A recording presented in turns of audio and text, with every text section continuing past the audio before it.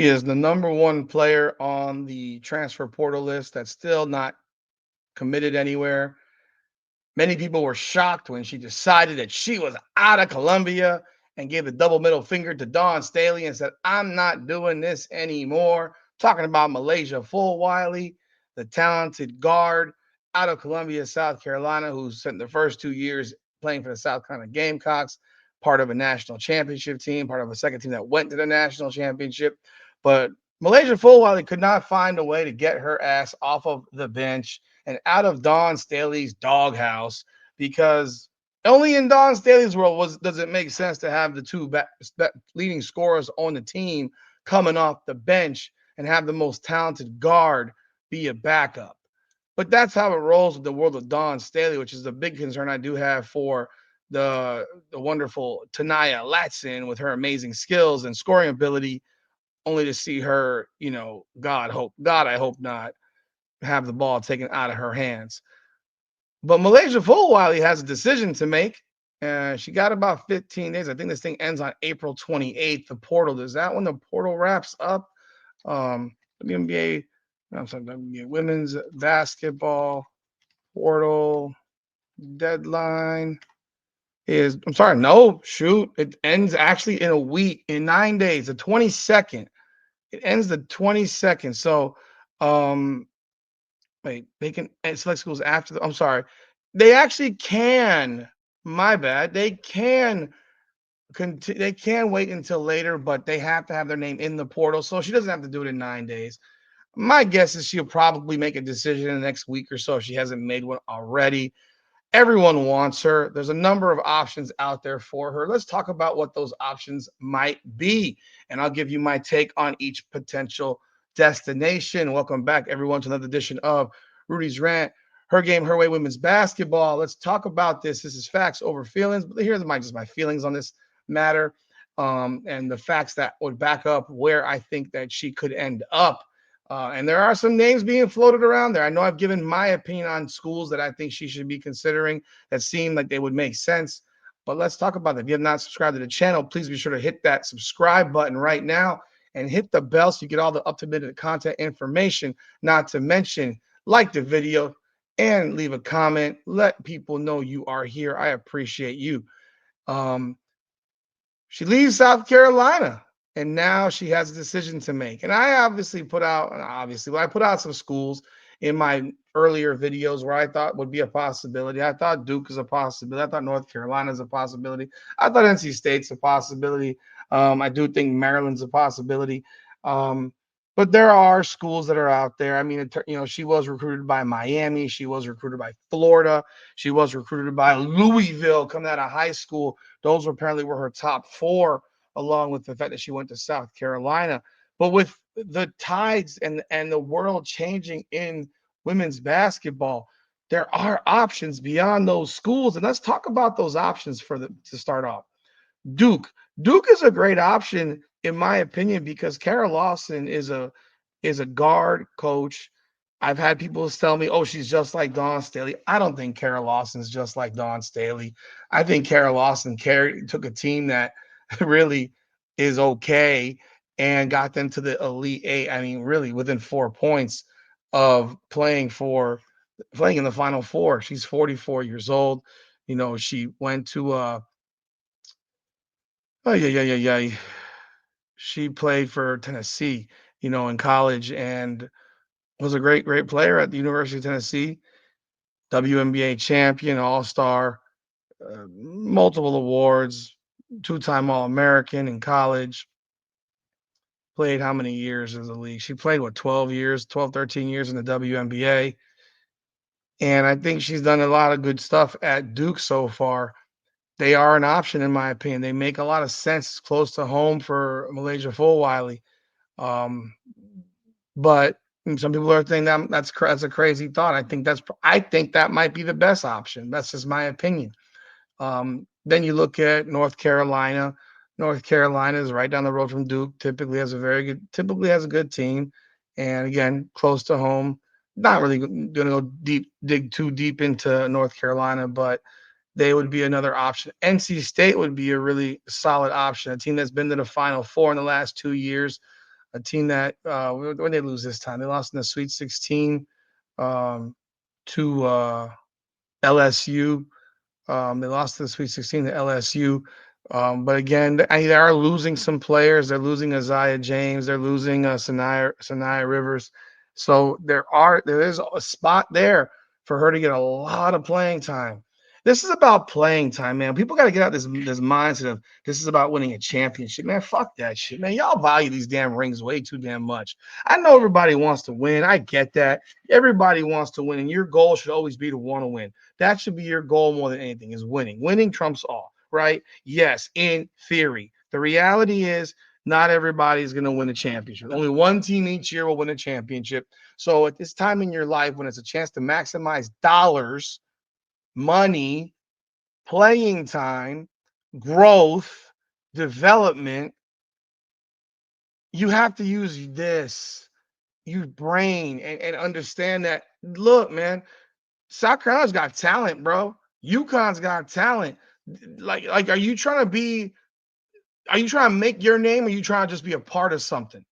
And that's what I think a lot of players do nowadays is they decide they want to be a part of something rather than be the name, be the person that puts a team on the map type of deal. And that's why when people decide on going to South Carolina or UConn, I just get like, okay, you're part of a cog. You're a wheel in a cog. You're the spoke on the wheel type of thing. And that's why I don't think Brianna Stewart is the greatest player of all time in college women's basketball because she was a spoke on a wheel. Like that's all she was. And if MiLaysia Fulwiley wants to leave her stamp on a program, why not stamp your name on a program that you can help build into a power? You know, there are other teams that are on this list that I think have an opportunity to secure her. I mean, Notre Dame is in the conversation. Notre Dame would be a team that, I mean, they need players. They obviously lost a lot of people from last year's team. So they do need players. They need bodies. They need bodies at Notre Dame. They absolutely do. Let's see right here. Notre Dame did already add grad transfer from Wake Forest in Malaya Cowles, the 6'3" Wilkesboro, North Carolina native, averaged 8.8 and 8.8 points, 5.1 rebounds in 28 games this year for Wake Forest. Wake Forest wasn't very good, but she shot 56% from the field. And yeah, she's a replacement probably for Kat Koval. And they need players, so they got to start doing, putting in some work and getting some of these players in to throw in there with Hannah Hidalgo. You do have their scholarship players on roster right now is 5. That includes the freshman forward Leah Macy's availability for the coming season being in doubt because of a senior knee injury. And they still only have Hannah Hidalgo, Cass Prosper, and KK Bransford on the roster.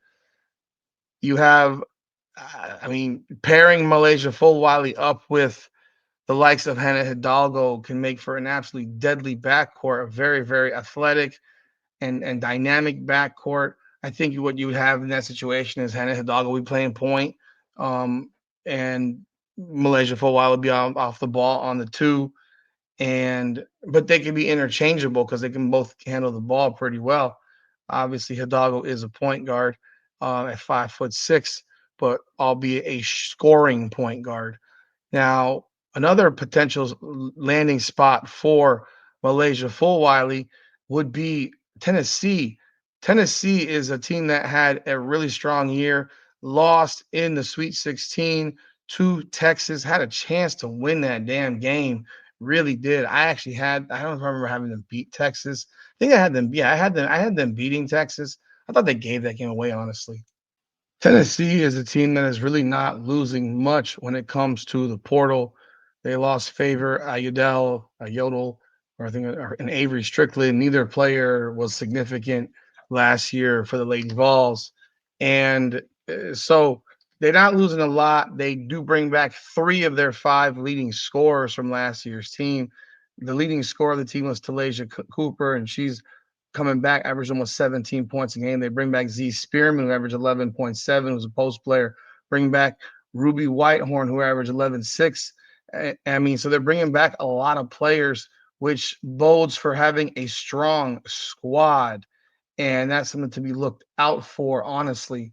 Um, so adding a player or like Malaysia Fulwiley can only make this team.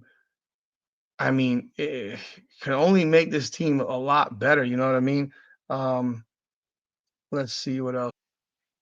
I don't know if Samara Spencer is coming back or not. She averaged 10.6 points, as she was a transfer from Arkansas, but she's only played 4 years of college basketball. So I'm guessing she might have another option to come back. I don't know. I've been looking it up, can't find it anywhere. But you have a team that has a lot of returning players to the squad, and a team that really looked like they enjoyed playing together. From the outside looking in, they went 24-10 this past season, and it's a squad that I think realistically there is there are it's a good opportunity in my opinion for Malaysia Fulwiley and let's see what else here. Playing for Coach Kim Caldwell, who I mean, what year is she in? She's in her it was her first year, man. She did really well her first year there. So I mean, it's an exciting time for people in Tennessee again because this is something that I mean, it's something that they want to continue to grow with this program. I mean, go bring back the old days of Pat Summit. Now, that would be, I think, a real solid choice for her. Then I mean, I've seen Texas floated around. She makes sense in the fact that she's very aggressive, she's very physical, she's very talented. Um, and she would be a top shelf scorer for them. But would the team be her team or would it be Madison Booker's team? That's the question. Madison Booker is like a hybrid 2-3 player. She's 6'1". Doesn't have much of a jumper from beyond about 12 feet, so 15 feet maybe. But that would be an interesting pairing as well. And then you also have, I mean, people have floated around Iowa. Tell you what, if Malaysia Fulwiley was to go to Iowa, I'd be absolutely shocked. Shocked, to say the least.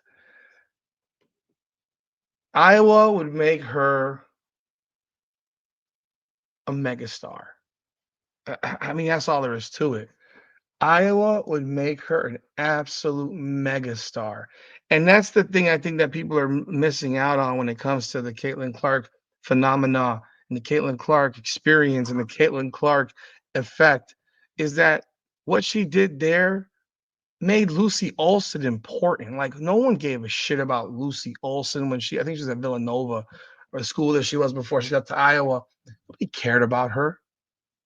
Now people are raving about Lucy Olson like she's the second coming of Christ. I mean, Lucy Olson's a good player, but like if you talk to some folks in Iowa or people that are fans of Iowa or fans of Caitlin Clark, it's like Lucy Olson now should be a first round pick. I'm like, no, no, no, no, no, but that's how they act. That's how they go crazy. And I get it. And I love it. Go crazy. Go crazy for your team. That is why Caitlin Clark matters so much to everybody. Because Iowa loved her first. Like people don't understand. Iowa loved Caitlin Clark first. If if Iowa didn't love Caitlin Clark first, no one else would have loved Caitlin Clark on the outside. And that's why, like, there's so many issues with these players that they're trying to inorganically make bigger than they are, is that your own people got to love you first. Like, USC has to love Juju first. Like, they got to love her. And when I mean love her, that means you got to fill that flipping arena up when she's on the court and have it overflowing, busting at the seams. Make them move that game to where the Lakers play or some shit like that. Make them make moves like that where you're not even playing in your freaking USC building. You're playing at you're playing with the Lakers play, where the Clippers play. This is the thought. People might think I'm crazy.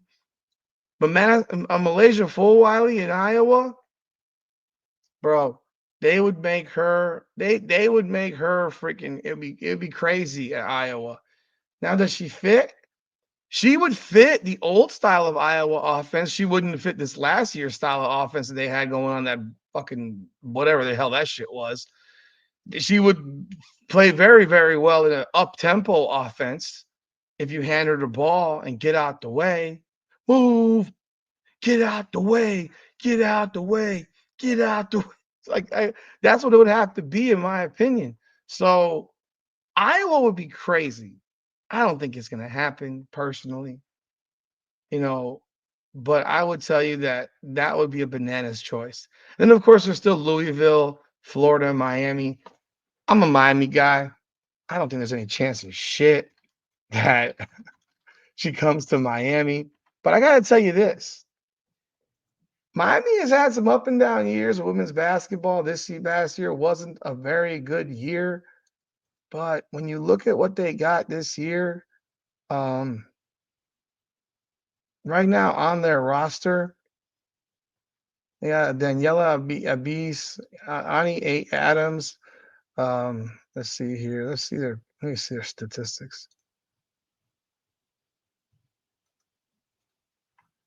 So they lost the Cavender girls. Um, their recruiting class is top shelf. Like they got a top shelf recruiting class. So they lost Haley Cavender, who was leading scorer, 18 points per game. They got is that no, that's different. They lost Cameron Williams, their second leading scorer, at 11.7 per game. They lost Jasmine Roberts, their third leading scorer, at 10 points per game. Bro, this is a brand new team. They lost their fourth leading scorer. They lost their fifth leading scorer. They lost their sixth leading scorer. Bro, this is a brand new team, dude. Dead ass. This is a brand new team. Let me look at their recruiting class. Because they have four of the top 100 players. Um, they have four of the top 100 players. They have, let me see here. They've got number 36 Camille Williams, 5'11", guard out of Boswell, Texas. She's a four-star player. 95 grade. That's one of their recruits. They got the number 54 player in Danielle Osho, a 6'1" guard out of Hebron Christian Academy in Georgia.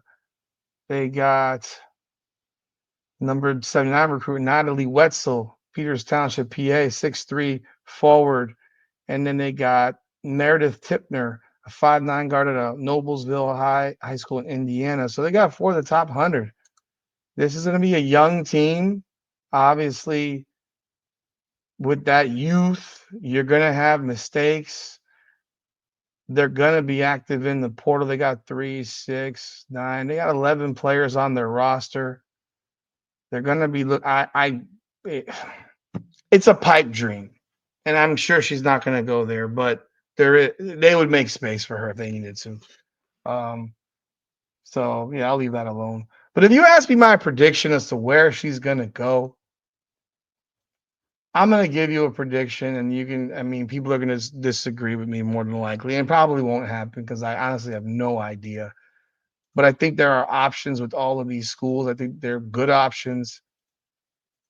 But I would tell you this: Tennessee fits well. Tennessee fits well. I think Duke is the best option if she wants to play close to home.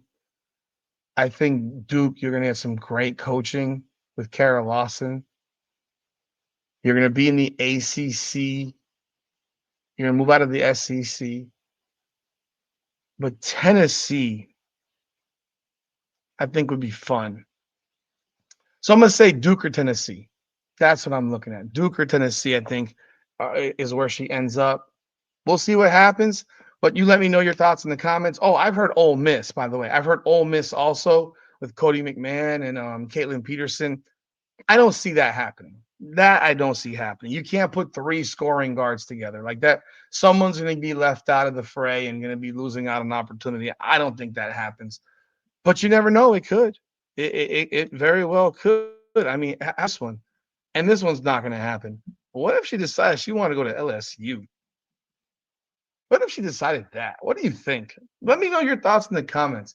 But I'd love to hear what you think, where you think she's going to go, where you think she fits best. I think to see her Duke. I think Duke is the best option for her. I think she'll get the best coaching with Kara Lawson. I think it'll develop her game better than anyone else. But Tennessee will fit a style for her that allows her to get out into the open floor and go. Those are just my thoughts. Leave a comment, like the video, subscribe to the channel. I appreciate y'all. This is Rudy's Rant, Her Game, Her Way Women's Basketball. Come on now.